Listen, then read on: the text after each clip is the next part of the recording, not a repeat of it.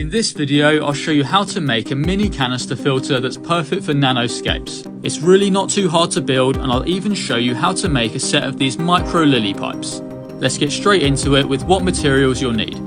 Firstly, you're going to need an airtight container that will be the main body of the canister filter. This is a small plastic beaker that only costs about £2. Next is a small brushless water pump. This one is powered by USB and it only pushes 150 litres per hour. These 90-degree male push fittings is where the water will go in and out of the filter. You'll need one 8mm and one 10mm. Sometimes they come with them, but if not, you're going to need two O-rings that go at the base. As for the tubing, I like to use this 8mm silicone tubing. It's much more flexible than the classic pipes used for aquariums. You'll also need a small section of regular 10mm tubing. To make the lily pipes, I'll use these high-grade plastic straws along with some suction cups that will hold them to the glass. I'll make sure to put some links for all these materials in the description below. Now let's start making the filter. I'll start by pushing the O-rings onto the end of the push fittings. Next I need to make some holes, so I'm going to place down a cutting mat so I don't destroy my desk.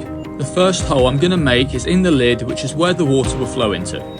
I'll roughly drill the hole in the middle, but it doesn't have to be too precise. This is the biggest drill bit I've got, but it's not quite big enough to start threading the push fitting inside, so I'm going to have to start opening it up a bit. This is simple enough with a file. It would certainly be easier to have the right size drill bit, but sometimes you've got to work with what you've got. It's really important I don't make the hole too big, so I'm constantly checking it with the push fitting.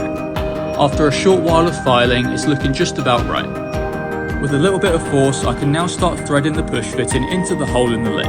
A small wrench makes this job much easier. I'm screwing it in until the O-ring is nice and compressed between the lid and the push fitting. With that said, I'm making sure not to over tighten, as that would screw up the threads. I'm now adding a small amount of super glue to make sure it stays locked in place. A small bolt would probably work better, but like I said, you've got to work with what you've got. Now I'm going to attach the push fitting at the bottom of the filter, which is where the water will flow out from. I'm trying to get it as low as possible without it touching the ground. I'm now going to repeat the same process of drilling the hole, filing it out and then screwing in the push fitting. I'll also add a few more drops of super glue to keep it locked in place. Now it's time to install the pump. The intake of the pump needs to be installed right here into this push fitting. I'm taking the small section of 10mm tubing, pushing it onto the pump and then down into the push fitting. It's fairly sturdy and the push fitting allows it to be removed for easy maintenance. As for the intake on the top of the filter, I'm going to push in a small section of one of the plastic straws. I can then push on the silicone tubing and it holds on really well. The reason I'm not putting the silicone tubing straight into the push fitting is because it's not rigid enough and it can be pulled out too easily. That's the main part of the filter pretty much complete, but it's definitely going to work better with some media inside. I'll start with some gravel to give it some weight and stop it toppling over too easily. Just make sure it doesn't go any higher or block up the hole leading to the filter. Some coarse filter foam and fine filter floss will help the filter be as efficient as possible. With that done, let's now make these micro intake and output pipes. I'll make the output first and start by marking down some measurements. I'm going to make a mark at 2.5cm and 7.5cm. Make sure to use something like a whiteboard pen and not a permanent marker. Next, I'll take a small piece of tape and block up one of the ends. This is some fine sand and I'm going to use a funnel to pour it into the straw. I'll explain the purpose of the sand shortly. Now it's filled right to the top, I'm going to seal it in with another piece of tape. Now it's ready to be shaped into the output pipe. You can do it without it, but I've made this jig which makes things a whole lot easier. The larger diameter is 2cm and the smaller one is about 1.2cm. In case it's not clear, this is what I'll use to bend the straw into shape. To be bent to shape, it needs to be heated up, so I'm going to use the hob on the lowest heat. You can use something like a lighter or even a mini blowtorch. The main thing is that you heat it up very gradually, as it can melt if it gets too hot. Now that it's nice and malleable, I'm going to create a 90-degree turn using the smaller part of the jig. This is a good time to mention the purpose of the sand inside the straw. Its main purpose is to stop the straw from collapsing on itself when bending it. As you can see, without the sand, it really doesn't bend nicely whatsoever. Now let's get back into it. After only about 5 seconds, it starts to harden up and set in place. Once I'm happy with the shape, I'll run it under some water to cool it down. Now let's make the second bend using the larger part of the jig. Once again, I'm heating it up nice and gradually, but this time I'm bending it completely in half. Once it's started to harden up, I'm laying it on a flat surface to make sure it's nice and flat. After cooling it down with some water, you can really see the shape of the output pipe. Now let's quickly shape the intake pipe. This time I'm making a mark at 10 centimeters. Same as before, I'm filling it up with sand, but this time I'm only going to bend it once. With both the intake and output bent to shape, I can now remove the tape and pour out the sand. One issue that you're going to face is that sand is going to get trapped in the places where the straw was bent. Water doesn't get rid of it, but there is an easy way that I'll show you shortly. Firstly, I'm going to cut them down to their final size as they are a bit long at the moment. I like to use this small pipe cutter as it does create a really clean cut. To get rid of the sand, I'm going to use this tool here, which is simply a zip tie with the top cut off and some filter foam glued instead. I'll then push the end all the way inside until I can grab it and then pull it all the way through. This dislodges all the sand, and after a quick rinse, it's nice and clean. You could leave the intake as it is and it will still work, but I like to add some small slits and cover up the bottom. I'll start by wrapping some masking tape around the part that I'm going to cut. I'll then mark out where the slits are going to be. I'm doing half a center space in between each. This is extremely DIY, but I've attached 2 hacksaw blades to this saw to make the slots slightly thicker than they would be with just one blade. You can cut them freehand, but I like to use a vise to make the slots a bit more consistent. Now the slits have been cut out, I can take the tape off and clean them up with a sharp blade. It goes without saying to be really careful. After a short while, it should look something like this. To cover up the hole in the bottom, I'm going to cut down this small end cap and then place it on. If you don't want to go through the stress of making these small lily pipes yourself, I have got some available on my website. Due to their small size, I can ship them globally for only $5, so check them out if you're interested. I'll put a link in the description and in the pinned comment. The intake and output pipe can now go on the end of the silicone tubing with the suction cups attached. After priming the filter by pouring some water in it, I can turn it on and the nano canister filter is up and running. It really does have some good flow for its small size, and I absolutely love the adjustability of these small lily pipes. I can easily twist it to change the direction of flow or even lift it up to create more agitation on the surface. I hope you found this video useful and have a go at making one of these micro canister filters, as they really do work well. Don't forget to check out the mini lily pipes if you want some, and as always, thank you for watching.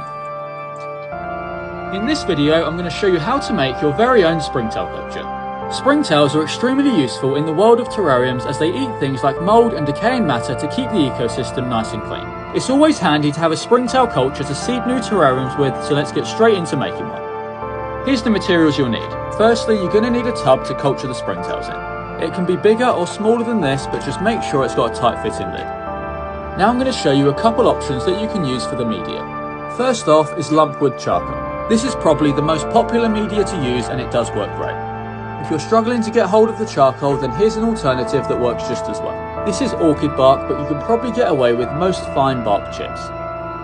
The last thing you'll need is a small starter culture of springtails. These are available at most reptile and amphibian shops, and you can also find them online with a quick Google search. As you can see, I've got 2 starter cultures here, and that's because they often come in 2 different ways. The first way they'll come is with charcoal as the media. Having them in charcoal is preferable, as it's much easier to add them to the culture later on. With that said, a lot of places sell starter cultures with the springtails in soil like this.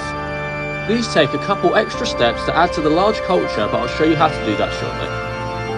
For the purpose of this video, I'm going to make 2 cultures, one with the orchid bark and one with the charcoal, and show you how to introduce the 2 different starter cultures. Let's start off by preparing the charcoal culture. This is some lumpwood charcoal that I broke down into smaller pieces off camera. This is super easy to do with a hammer. I've filled the tub up with charcoal until it's about 2/3 of the way full.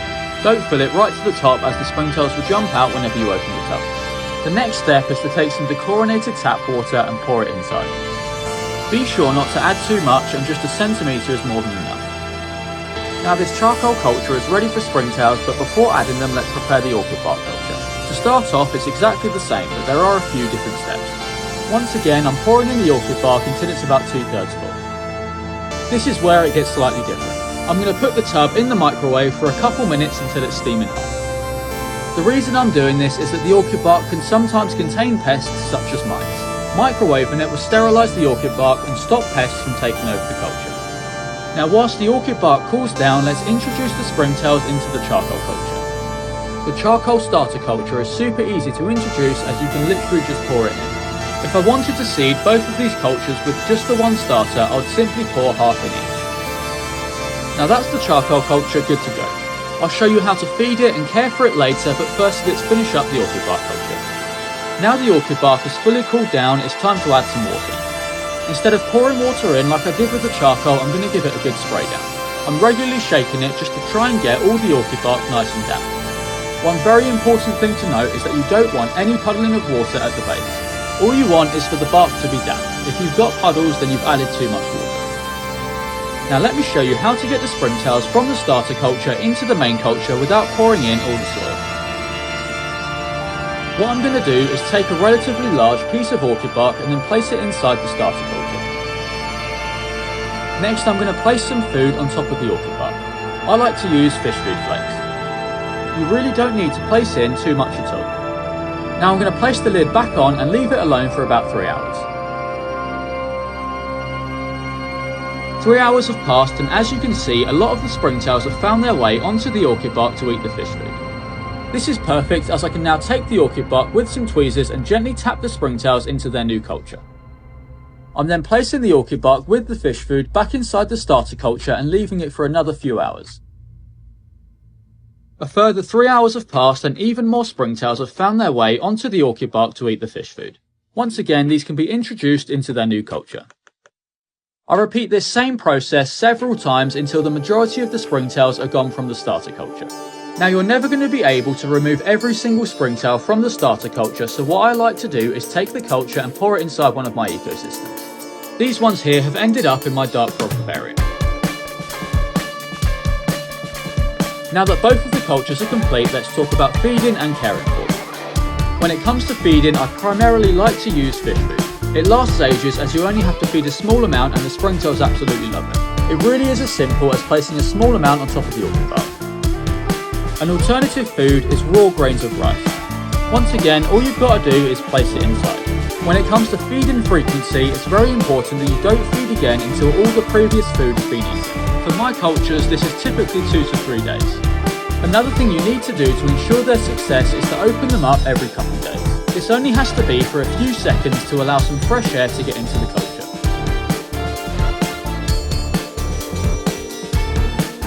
After only 4 weeks, the springtail population has greatly increased and they're ready to be introduced into any new ecosystems that I make. This is easy enough to do by taking some of the media with the springtails on and gently tapping them in.